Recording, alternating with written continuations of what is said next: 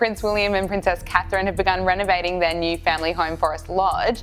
When will the family be moving into? What if everything you thought you knew about royal power was quietly rewritten behind palace walls? Not with speeches, not with crowns, but with keys, contracts, and cold, calculated property moves that no one was supposed to notice. Because right now, in 2026, something unsettling is unfolding. Something so precise, so silent, it almost feels planned. The royal map hasn't just shifted, it's been flipped. And at the center of it all, standing where no one expected her to dominate this fast, this decisively, is Catherine. Yes, Catherine. While the world was distracted with headlines about illness, appearances, and public smiles, something far more strategic was happening in the background. A quiet takeover. Not loud, not dramatic, just inevitable. Camilla's deeply personal $850,000 sanctuary gone from her direct control. Andrew, once comfortably buried in royal luxury, suddenly pushed out of a 30-room estate like a relic no longer needed. And Catherine? She didn't just move homes. She moved up. Permanently. And here's where it gets unsettling, because nothing about this looks accidental. Let's rewind just a little. Not long ago, Catherine and William were living in Adelaide Cottage, a modest 4-bedroom house tucked within Windsor. A future king and queen living almost like ordinary people. And people noticed. They questioned it. Why so small? Why so quiet? But Catherine played the long game. She smiled. She adapted. She let the world believe this was simplicity. But was it really? Because now, that phase is over. The move to Forest Lodge isn't just an upgrade, it's a statement. 8 bedrooms.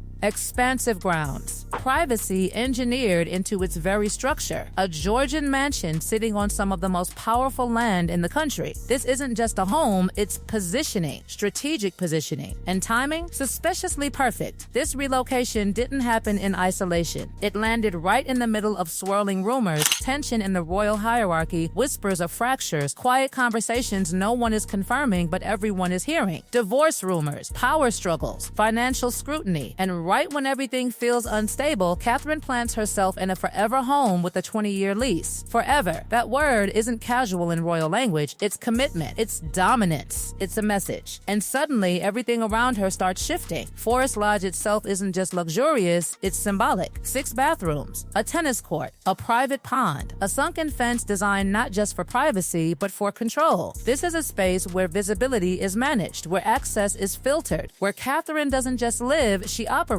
And then there's the ghost in the walls, because this isn't just any estate. It was deeply loved by the late queen. The same halls, the same grounds. Catherine isn't just stepping into a new home, she's stepping into legacy territory. Walking paths once walked by power itself. Coincidence? Or placement? Even more curious, she and William are paying market rent, every penny, funding renovations themselves. Doors, walls, ceilings, floors handled privately. On the surface, it screams transparency, responsibility, modern monarchy. But look closer, because while investigations swirl around royal finances, questionable deals, and historical privileges, Catherine positions herself as clean, accountable, untouchable, almost like she's separating herself from something or someone. And then suddenly, Camilla makes her move, quietly. Too quietly. Ray Millhouse. Not just a property, but her refuge, her escape. The place tied to her independence after her divorce. The one place insiders say she truly feels like herself. And just like that, ownership slips away from her direct hands. Transferred to her children. No loud announcement, no dramatic reveal, just paperwork. Legal shifts. A silent handover that raises one massive question. Why now? Because this isn't just a sentimental decision. This is protection, insurance, a fallback plan.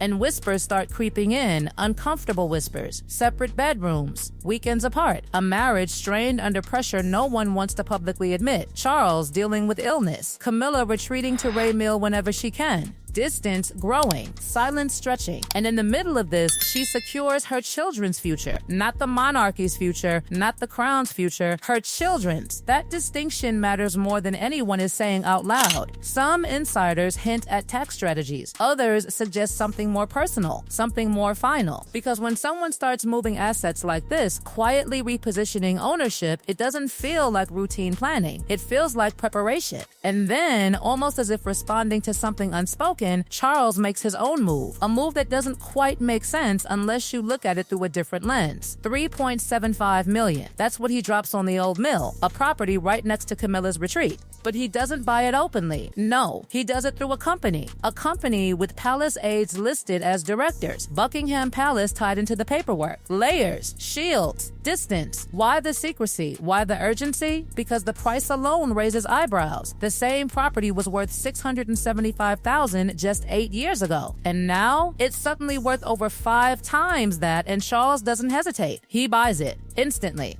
No negotiation noise, no delay, just acquisition. Officially, the story is about preserving peace, preventing the property from becoming a noisy wedding venue, protecting Camilla's quiet space. But unofficially, it looks like containment, a controlled environment, a perimeter being built around her, or maybe around something else entirely. And all of this unfolds while Catherine is settling into her new domain, expanding, anchoring, solidifying. While others are reacting, she's already arrived. And then comes the moment that feels less like coincidence and more like execution. Andrew, the royal figure who once lived untouched, shielded, comfortable in a 30-room estate spread across nearly 100 acres. Royal Lodge wasn't just a house, it was a statement of permanence. Until it wasn't, because suddenly everything collapses. An announcement, a deadline, a quiet but firm push-out, official reasons tied to scandal, allegations, reputation damage. But behind that, something sharper. Timing again, because Andrew wasn't supposed to leave until Easter 2026, but he doesn't make it that far. He's gone by February 2nd, in the middle of the night. No ceremony, no dignity, just exit. And the reason? New photos, new pressure, new urgency. It's not just removal, it's acceleration. Someone wanted him out, fast. And behind that push, whispers point in one direction. William, because while Catherine builds stability, William enforces it. Reports suggest he wanted Andrew gone, completely, as far from Windsor as possible. Not just for optics, but for control. Because while Andrew lived comfortably under scandal, Catherine was fighting something far more serious. Illness, public scrutiny, personal battles. And the contrast? Unacceptable. So Andrew becomes a sacrifice. The old guard removed, the liability erased, and suddenly space opens up. Physical space, symbolic space, power space, and who fills it? Catherine. Not loudly, not aggressively, but completely. Because while others are scrambling, transferring properties, buying secrecy, exiting quietly, she's already settled, already secured, already in place. And the most unsettling part, she didn't need to fight for it. It just aligned, like pieces moving exactly where they were always meant to go. And if you thought that was the peak of the shift, this is where the story turns from calculated to almost chillingly precise. Because while the spotlight stays locked on Catherine, Camilla, and the collapsing position of Andrew, there's one figure moving so quietly in the background that most people don't even register what just happened. Laura Lopes, not a royal, no title, no public duties, no palace appearances, no speeches, nothing that screams power. And yet, somehow, she may have just secured one of the most emotionally valuable properties connected to the monarchy. Because Ray Millhouse, the place Camilla guarded like a secret sanctuary, is no longer hers. It's Laura's, legally tied, protected, secured. And that detail, that quiet transfer, might be one of the loudest moves in this entire unfolding situation. Because think about it, in a family where everything is about hierarchy, status, titles, and public roles, Laura exists outside of it. She doesn't answer to royal protocol. She doesn't operate under palace expectations. She lives freely, privately, independently. And now, she holds the keys to the one place Camilla has always run to when everything else became too much. That's not just inheritance, that's insulation. That's Camilla building a safety net that exists beyond the monarchy's control. A place untouched by royal rules, untouched by succession politics, untouched by whatever storm might be quietly forming behind closed doors. Because while Catherine is securing her future within the system, Camilla is quietly preparing for a life that might exist outside of it. And that contrast? It's everything. Because it shows two completely different strategies unfolding at the same time. One is embedding deeper into power. The other is creating an escape from it. And when those two things happen simultaneously, something bigger is always at play. Now step back. Look at the full picture. Not the headlines, not the surface drama, the actual structure forming underneath all of this. Catherine moves into Forest Lodge, a long-term lease, private funding, deep ties to the late Queen's legacy, stability, permanence, authority. Camilla transfers Ray Millhouse, removing it from direct royal reach, placing it in her children's names. Protection, distance, contingency.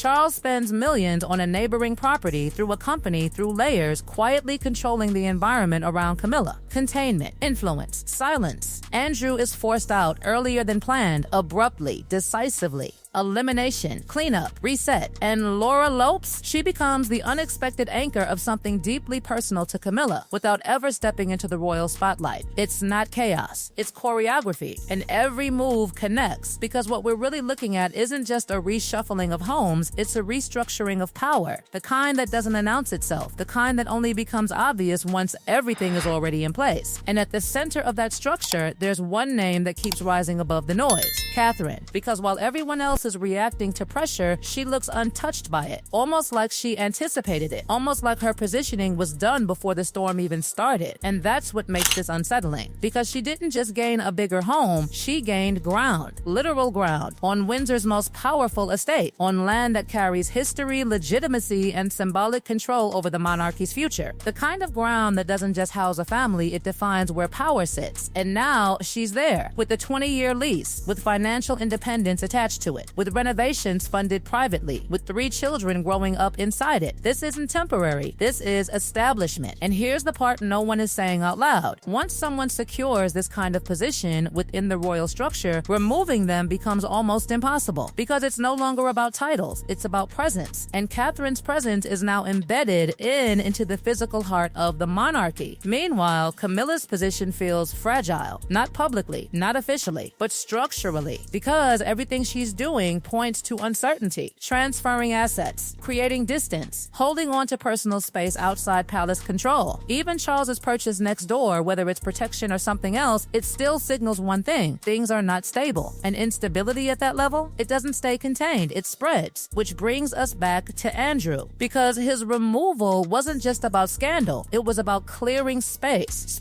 for a new order. Every single move we've talked about revolves around property, land, ownership, control over space. Because in the royal world, power isn't just worn, it's lived in. It's built into estates, locked into leases, embedded into locations that carry history and authority. And right now, Catherine controls one of the most symbolically powerful spaces in the entire monarchy. Camilla has shifted hers away. Charles is reinforcing around it. Andrew has lost his. And Laura holds one that exists completely outside royal control. It's like watching a map redraw itself in real time. And the result? A new power center. One that doesn't need to announce itself, because it's already visible if you know where to look. So when people ask who really holds power in the royal family right now, they're still thinking in old terms: titles, crowns, public roles. But the real answer? It's quieter than that. It's in the homes, the leases, the ownership, the positioning. And in that game, Catherine isn't just participating anymore. She's leading it silently, decisively, and most importantly, permanently. Because while others are preparing for what might happen next, she already looks like she knows exactly what's coming, and she's ready for it.